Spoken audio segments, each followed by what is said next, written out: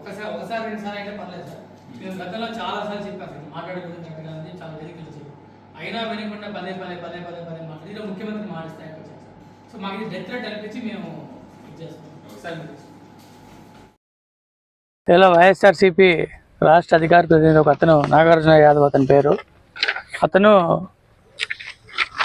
గౌరవ ముఖ్యమంత్రి చంద్రబాబు నాయుడు గారిని ఒక లైవ్ షోలో మాట్లాడుతూ అలిపిరి బ్లాస్ట్లో వెంకటేశ్వర స్వామి దయ వల్ల చంద్రబాబు నాయుడు గారు అప్పుడు తప్పించుకున్నారు, కానీ ఈసారి తప్పించుకోడు, వెంకటేశ్వర స్వామి ఈసారి తప్పించడం అన్నాడు. ఎంత కండకవరం ఆయనకి నాగార్జున యాదవ్.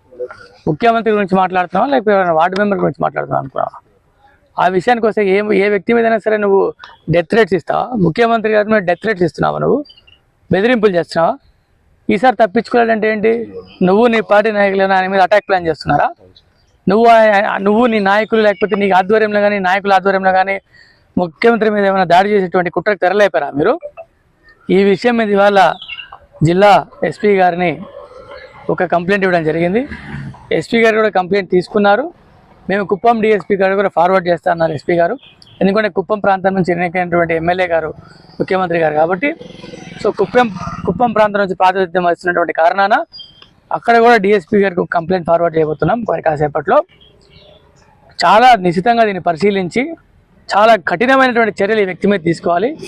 గత 5 సంవత్సరాల వైఎస్ఆర్సీపీ పాలనలో ఈ సదరు వ్యక్తి నాగార్జున యాదవ్ అనేటువంటి వ్యక్తి చాలా చవాకులు పేలి లోకేష్ గారి మీద కానీ చంద్రబాబు నాయుడు గారి మీద కానీ వాళ్ళ కుటుంబ సభ్యుల మీద కానీ అనేక సందర్భాల్లో చాలా చవాకులు పేలాడు. ఈసారి ఖచ్చితంగా ఇతను శిక్షించకుండా వదిలిపోయేది లేదు.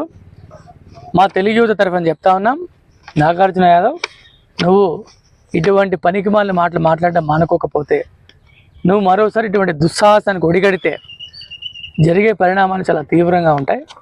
నీ పార్టీలా బిహేవ్ చేసే సంస్కృతి మాకు లేదు కాబట్టి లీగల్గా ప్రొసీడ్ అవుతున్నాం నీ మీద.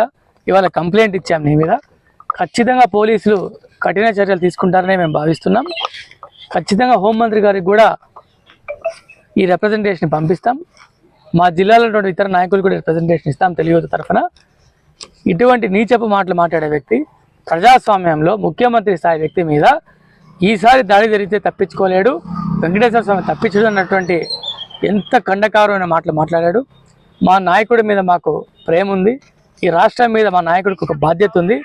అటువంటి బాధ్యత పదవిలో ఉన్నటువంటి ముఖ్యమంత్రిని ఇలా దారుణంగా మాట్లాడిన వ్యక్తిని పోలీసులు కఠినంగా శిక్షిస్తారు.